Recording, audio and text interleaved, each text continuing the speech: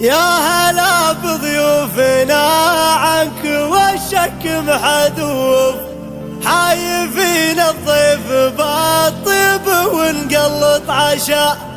مرحبا تاريخ 20/9 يا ضيوف، عد ما حمش قرار رشفي علي سما، عد ما حمش قرار رشفي علي سما.